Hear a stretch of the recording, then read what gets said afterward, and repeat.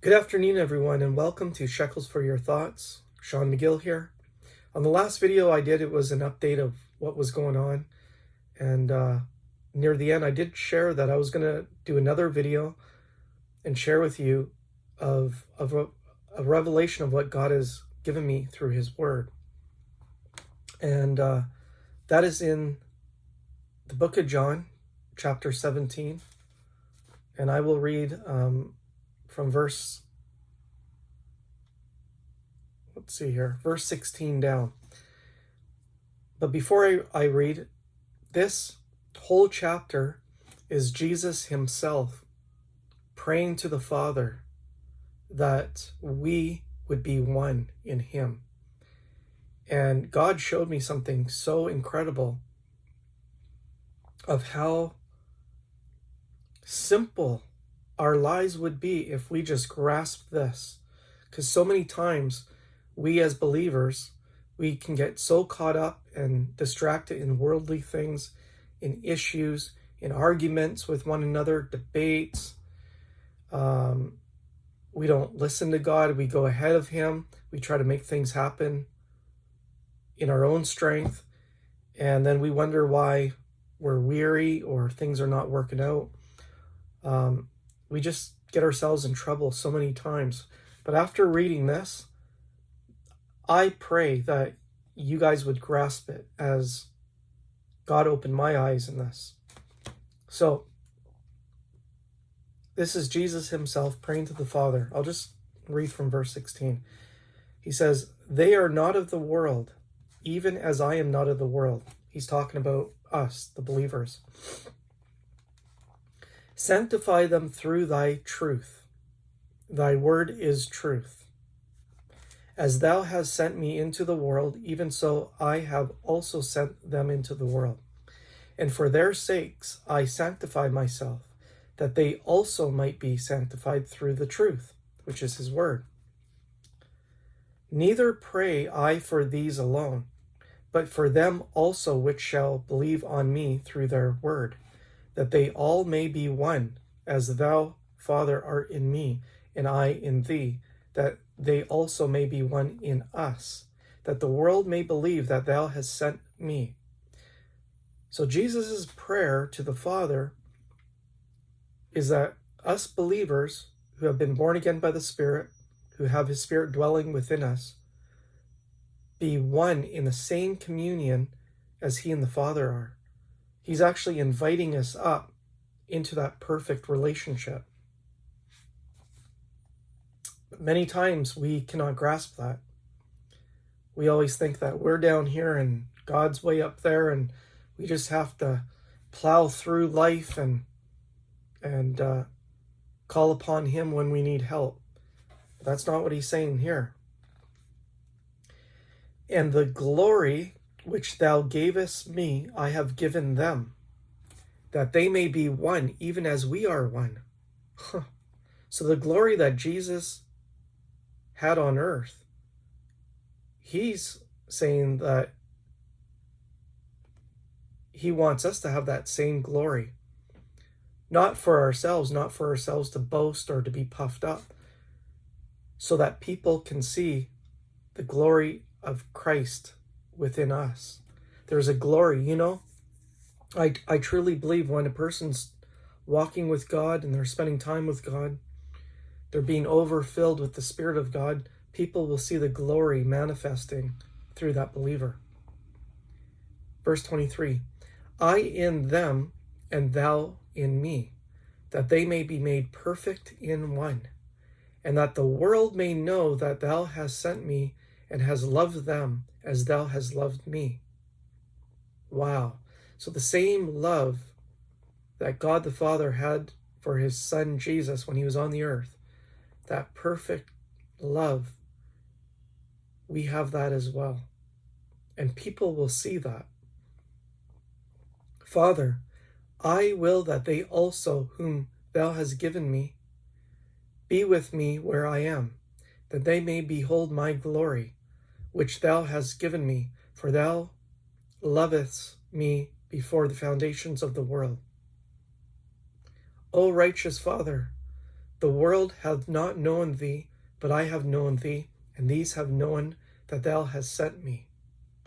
And I have declared unto them thy name, and will declare it, that the love wherewith thou hast loved me may be in them, and I in them. Wow, powerful. So we shouldn't have to be living our lives struggling and dragging our feet and being defeated and being the tail end of whatever, but we should be the head, just like Jesus. When I read that, I also see the picture of how Jesus lived his life. He came in human form, born into this world just like how you and I are born, but had the perfect communion. He had the Godhead indwelling within him. And before he made any decision, he would always go off to the side or on a boat off to the island or up in the mountain or up on the cliff and just spend time with God, to hear God, to get his next instruction. And the prayer of Jesus, it says his desire is that we would have that same unity that he has with the Father. We have that access. And it's not just tapping into it every once in a while whenever we need him, or we call upon him to bail us out of a situation that we got ourselves into. And that seems like that's the norm for most of us. We're all always going ahead of God or doing things in our own strength or our own desires or going after our own lusts. And we get entangled in all these situations, and then we cry out to God and say, God, how can you allow us to do this? Or why did you allow me to do this? But that's us going ahead of God. But the model that Jesus had when he was here, again, he would depart away from the multitudes or the people. And he would be spending time with God, the Father, getting a download of possibly how his day is going to be. And he was so in tune with the Spirit of God that was dwelling within him and hearing the Father's heart, he would know exactly what to do for that day and for that moment. So I pray and I hope that you guys grasp that revelation of the prayer, the desire within Jesus' heart, what he wants us to have. For me, this is going to change the way I walk with God. And that I'm going to have to put him first before anything, any decision that comes to me. I'm going to have to take time out and pray and seek him on it. And if I don't hear anything from him, I'm not going to operate and just go and make the decision in my own strength or my own wisdom. And I'm even thinking of or being reminded of King Saul. That's when God stripped the kingdom from him. He had instruction before to do anything. Wait for Samuel. Samuel is going to come. Samuel will prepare the sacrifice or the offering, and he will give Saul the word of the Lord. But he delayed, and Saul, in his impatience,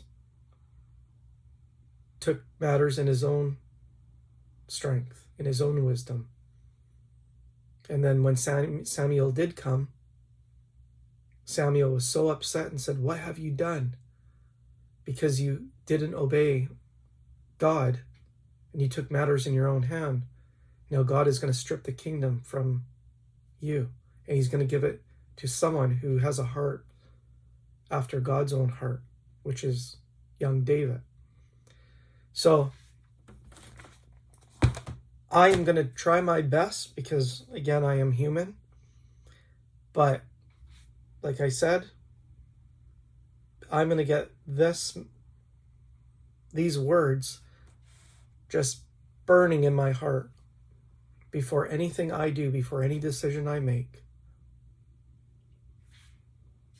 I'm going to wait on God. I'm going to depart, go into my room or go wherever, even in my car, if I'm driving alone, and pray about so many things. And God, I don't want to move. I don't want to do anything ahead of you. I don't want to make any decision in my own wisdom. So, hope you guys were blessed with that word, and we'll see you again later. Blessings.